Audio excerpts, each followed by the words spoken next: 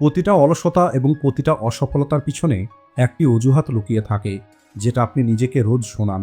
আর এখন ওই অজুহাতটা দূর করে পুনরায় চেষ্টা করা এবং একটি সুন্দর জীবন তৈরি করা, এটা হলো আপনার দায়িত্ব। তা না হলে সারাটা জীবন কেবল অজুহাতই দিতে হবে। আর একটি ছেলে এইরকমই অজুহাত দিত, আর তার নিজের সঙ্গে সঙ্গে তার পরিবারকেও দুঃখ দিচ্ছিল। অর্জুন নামের একটি ছেলে ছিল। অর্জুনের কোনো কাজেই মন লাগতো না। বেশিরভাগ সময় অর্জুন গাছের নিচে বসে নিজের পুরনো দিনের কথাগুলো চিন্তা করত। অর্জুনের বাবা অর্জুনকে রোজ বোঝানোর চেষ্টা করত, তোমাকে কিছু না কিছু করতে হবে, তা না হলে একদিন এই সময়টা পার হয়ে যাবে, আর তখন তোমাকে আফসোস করতে হবে। এটা শুনে অর্জুন বলতো, পরিশ্রম দিয়ে কোনো কিছু হয় না। যখন আমার ভাগ্য সঙ্গ দেবে তখন আমি অবশ্যই কাজ করব। আর এরপরে একদিন ওই রাস্তা দিয়ে যাওয়ার সময় একটি সন্ন্যাসী অর্জুনের কথা শুনতে পায়। আর ওই সন্ন্যাসী অর্জুনের কাছে গিয়ে বলে, তোমার ভিতরে নিশ্চয়ই কোনো দুঃখ আছে, তা না হলে একটি সুস্থ মনের মানুষ এমন দুর্বল কথা বলতে পারে না। এটা শুনে অর্জুন একটু চুপ থাকে, আর এরপরে বলে, গুরুজি, আমি চেষ্টা করেছি, অনেক চেষ্টা করেছি, কিন্তু আমার জীবনে কোনো কিছুই পরিবর্তন হয়নি। আমি যেখানে ছিলাম সেখানেই আছি। আমার স্বপ্ন অনেক বড় ছিল, কিন্তু এখন ওই স্বপ্নগুলো হারিয়ে গেছে। আর এখন তো আমার মনে হয় আমি আমার জীবনে সত্যিই কিছু করতে পারবো না। ওই সন্ন্যাসী একটু চুপ থাকে আর বলে, যদি তুমি সত্যিই পরিবর্তন হতে চাও, তাহলে আগামী 21 দিনের জন্য তুমি আমার সঙ্গে আশ্রমে চলো। আমি তোমাকে সফলতার 5টি নিয়ম শেখাবো, আর তোমার জীবন পরিবর্তন হয়ে যাবে, তার আমি গ্যারেন্টি দিচ্ছি। আজ পর্যন্ত অর্জুনকে কেউ তার সফলতার গ্যারেন্টি দেয়নি। আর এই কারণেই অর্জুনের মনের ভিতর থেকে একটি আওয়াজ আসে, যাই হয়ে যাক, এই সুযোগটা হারানো যাবে না। এরপরে অর্জুন তার বাবা মায়ের অনুমতি নিয়ে ওই গুরুজির সঙ্গে চলে যায়। আশ্রমের প্রতিটা দিনের নিয়ম একটু কঠিন ছিল, যেমন সূর্য ওঠার আগেই ঘুম থেকে উঠে পড়া, এরপরে প্রাণায়াম করা, গুরুর সেবা করা, এরপরে যোগা অভ্যেস করা। দেখতে দেখতে 3-4 দিন পার হয়ে যায়। এদিকে গুরুজি অর্জুনের মধ্যে একটি পরিবর্তন লক্ষ্য করে। প্রতিদিন সকালে অর্জুনের ভিতরে একটি আলাদা উৎসাহ থাকত। এরপরে অর্জুন খুবই মনোযোগ দিয়ে সমস্ত কাজ করত, কিন্তু দিনের শেষে অর্জুন পুনরায় নিরাশ হয়ে যেত। এটা দেখে গুরুজি সমস্যাটা বুঝতে পারে, কিন্তু গুরুজি কোনো কথা বলেনি, কারণ গুরুজি বুঝতে পেরেছেন প্রথম নিয়মটা বলার সময় চলে এসেছে। সফলতার প্রথম নিয়ম হলো, খালি সময়টা ফ্রি নয়। পরের দিন সমস্ত কাজ করার পরে দুপুর হয়ে যায়, আর কিছু সময় পরেই সবার ছুটি হয়ে যাওয়ার কথা। এরপরে গুরুজি অর্জুনকে দাঁড়াতে বলে, আর অর্জুনকে একটি নতুন কাজ করতে বলে। আর সেটা হলো, আজ তোমাকে এই 50টা পাথর একটি একটি করে পাহাড়ের উপরে নিয়ে যেতে হবে। এরপরে অর্জুন বলে, গুরুজি, আমাকে ক্ষমা করবেন, এই কাজটা কি আমি আগামীকাল করতে পারি? এরপরে গুরুজি কোনো কিছুই বলেনি। তাই অর্জুন নিজের মনের বিরুদ্ধে গিয়ে কাজ করা শুরু করে দেয়। ওই পাথরগুলো একটু ভারী ছিল, কিন্তু অর্জুন ধীরে ধীরে পাথরগুলোকে পাহাড়ের উপরে নিয়ে যায়, আর সন্ধ্যের সময় কাজ সম্পূর্ণ হয়ে যায়। এখন অর্জুন অনেক বেশি ক্লান্ত, আর এই কারণে অর্জুন ঘুমিয়ে পড়ে। পরের দিন সকালে গুরুজি অর্জুনকে জিজ্ঞেস করে, এখন কি তোমার মনের মধ্যে কোনো কনফিউশন আছে? এরপরে অর্জুন বলে যে, না, আজ আমার মধ্যে কোনো রকমের টেনশন নেই। গতকাল রাতে আমি খুব ভালোভাবে ঘুমিয়েছি। এরপরে গুরুজি বলে, এটাই তো হলো আমাদের যৌবনের রহস্য। যখন আমাদের শরীর ক্লান্ত হবে তখন আমাদের মন শান্ত হবে। আজকাল একটি মানুষ না কোনো একটি কাজে নিজের শরীর লাগায়, আর না সম্পূর্ণ ব্রেন লাগায়।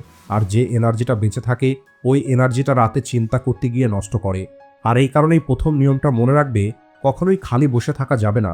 সমস্ত এনার্জিটাকে নিজেকে বেটার তৈরি করার জন্য ব্যবহার করতে হবে। আর ক্লান্ত হয়েই তোমাকে ঘুমাতে যেতে হবে। আর এটা হলো সফলতার প্রথম সিঁড়ি। এই নিয়মটা শেখার পরে অর্জুন অনেক খুশি হয়, আর রোজ এখন অর্জুন তার সময়কে সঠিকভাবে ব্যবহার করা শুরু করে। সফলতার দ্বিতীয় নিয়ম, কোনো রকমের লাভ ছাড়াই প্রস্তুতি নিতে হবে। পরের দিন সকালে গুরুজি অর্জুনকে ডাকে, আর অর্জুনকে একজোড়া ছেঁড়া জুতো দেয়, আর বলে, এই জুতোটাকে সেলাই করো, এরপরে পালিশ করো, যতটা পারবে এই জুতোটাকে সুন্দর তৈরি করো, কিন্তু এই জুতোটা পায়ে পড়বে না। এরপরে অর্জুন চুপচাপ কাজ করা শুরু করে। ওই জুতোটা সেলাই করে, পালিশ করে, জুতোটাকে রোদের মধ্যে শোকায়। আর এখন অর্জুনের মনের মধ্যে একটি প্রশ্ন আসে, যদি এই জুতোটাকে ব্যবহার না করা হয়, তাহলে এত কিছু করে কী লাভ? পরের দিন অর্জুন গুরুজিকে বলে, আপনার কথা শুনতে গিয়ে আমার সময় নষ্ট হয়েছে। যদি আমি জুতোটা ব্যবহারই না করি, তাহলে কেন ওই জুতোর উপরে আমি সময় নষ্ট করব? এটা তো হলো কেবল বোকামি।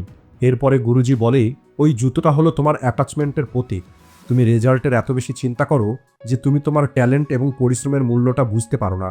আর এই কারণেই তুমি নিজের উপরে সন্দেহ করো, আর বারবার তুমি হেরে যাও। মনে রাখবে, প্রতিটা অমূল্য জিনিসের মূল্য তার বর্তমান পরিস্থিতির উপরে নয়, বরং তার সম্ভাবনার মধ্যে লুকিয়ে থাকে। পরিশ্রমের পরিণামটা দ্রুত দেখতে পাওয়া যায় না, কিন্তু এটা তোমাকে যোগ্য তৈরি করে, তোমার সফলতার সম্ভাবনাকে বাড়িয়ে দেয়। আচার্য চাণক্যজি বলেন, যে মানুষ সময়ের আগে নিজেকে যোগ্য করে তুলবে ওই মানুষটাই সময় আসলে সবার থেকে এগিয়ে যেতে পারবে। আর এই কারণেই যখন সবকিছু পয়েন্টলেস মনে হবে তখনও প্রস্তুতি নিতে হবে। সফলতার তৃতীয় নিয়ম, নিজের কষ্টটা নিজেকেই বেছে নিতে হবে।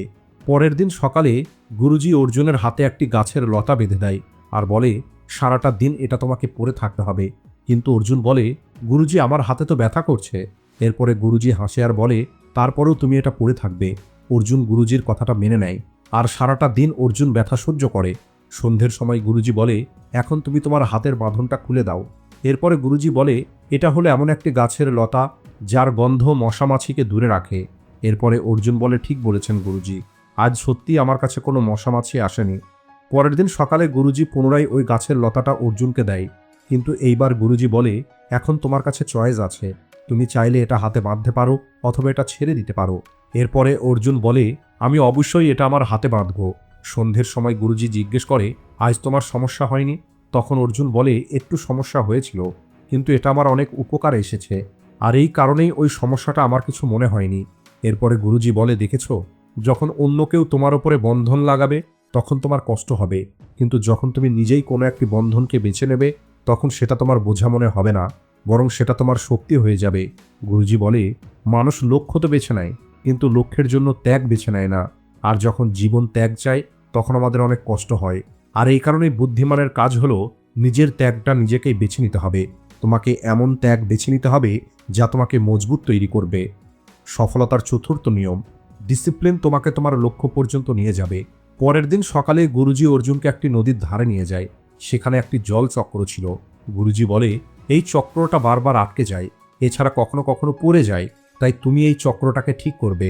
এরপরে অর্জুন কাজ করা শুরু করে, আর মনোযোগ দিয়ে দেখার পরে অর্জুন বুঝতে পারে যখন জলের গতিটা বেড়ে যায় তখন ওই চক্রটা কাজ করা বন্ধ করে দেয় এবং খুলে পড়ে যায়।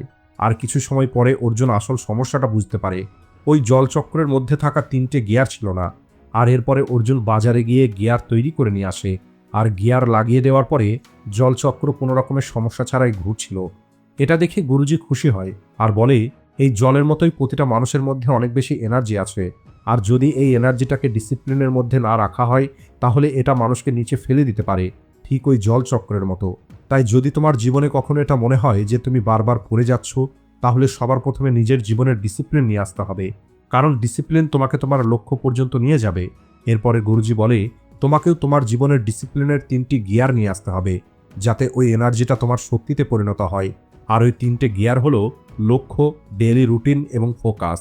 বিগত 15 দিনে অর্জুনের মধ্যে এখন অনেক বেশি পরিবর্তন চলে এসেছে। অর্জুন তার জীবনে অনেক কিছু পরিবর্তন করেছে, যে কারণে অর্জুনের মধ্যে এখন একটু অহংকার চলে এসেছে। আর এরপরে গুরুজি অর্জুনকে পরবর্তী নিয়মটা শেখানোর কথা চিন্তা করে। সফলতার 5 নম্বর নিয়ম, তোমার একা পরিশ্রম তোমাকে তোমার লক্ষ্য পর্যন্ত পৌঁছাতে পারবে না। 16 নম্বর দিনে গুরুজি অর্জুনকে 3টে বই দেয় পড়ার জন্য, কিন্তু অর্জুন বলে, গুরুজি আমার বই পড়তে একদমই ভালো লাগে না, কারণ আমার কোনো কিছুই মনে থাকে না, আর আপনি তো আমাকে সবকিছু শেখাচ্ছেন, তাহলে এই বই পড়ে কি হবে? এরপরে গুরুজি বলে, বই পড়াটা কেবলমাত্র মনে রাখার জন্য নয়, বরং আমাদের চিন্তাকে দিশা দেবার জন্য। তুমি কেবলমাত্র বই পড়া শুরু করো। এরপরে অর্জুন বই পড়া শুরু করে। অর্জুন কোনোভাবেই বইয়ের ওপরে মনোযোগ দিতে পারছিল না, কিন্তু কয়েকদিন প্র্যাকটিস করার পরে অর্জুন বইয়ের ওপরে মনোযোগ দেওয়া শুরু করে। ধীরে ধীরে অর্জুন গভীরভাবে চিন্তা করা শুরু করে, আর অর্জুনের মধ্যে নতুন কিছু শেখার ইচ্ছা বাড়তে থাকে। এখন অর্জুন গুরুজিকে আরও গভীর প্রশ্ন জিজ্ঞেস করত। এরপর গুরুজি একটু হেসে বলে, পরিশ্রম তো সবাই করে, কিন্তু পার্থক্যটা তখনই দেখা যাবে যখন একটি মানুষ নিজেকে প্রতিনিয়ত সংশোধন করবে আর পড়ে যাবার আগেই নিজেকে সামলে নেবে। আর এই কারণেই বলা হয়, যে মানুষ শেখা বন্ধ করে দেবে সেই মানুষটা কেবল দাঁড়িয়ে পড়ে না, বরং ধীরে ধীরে পিছিয়ে যায়, কারণ তখন ওই মানুষটি একই ভুল বারবার করে। অনেক মানুষ আছে যারা শুরুতেই সফল হয়ে যায়, এরপর তারা শেখাটা বন্ধ করে দেয়, আর এখান থেকেই এদের নিচে আসাটা শুরু হয়ে যায়। এখন সফলতার প্রত্যেকটা নিয়ম শিখে অর্জুন বাড়ি ফিরে আসে। এরপরে অর্জুন প্রতিনিয়ত পরিশ্রম করা শুরু করে, আর দেখতে দেখতে আগামী 10 বছরের মধ্যে অর্জুন তার জীবনে অনেক উন্নতি করে। আজকের ভিডিওটি এই পর্যন্তই। ভিডিও ভালো লাগলে ভিডিওটিকে লাইক ও শেয়ার করতে ভুলবেন না। Thanks for watching.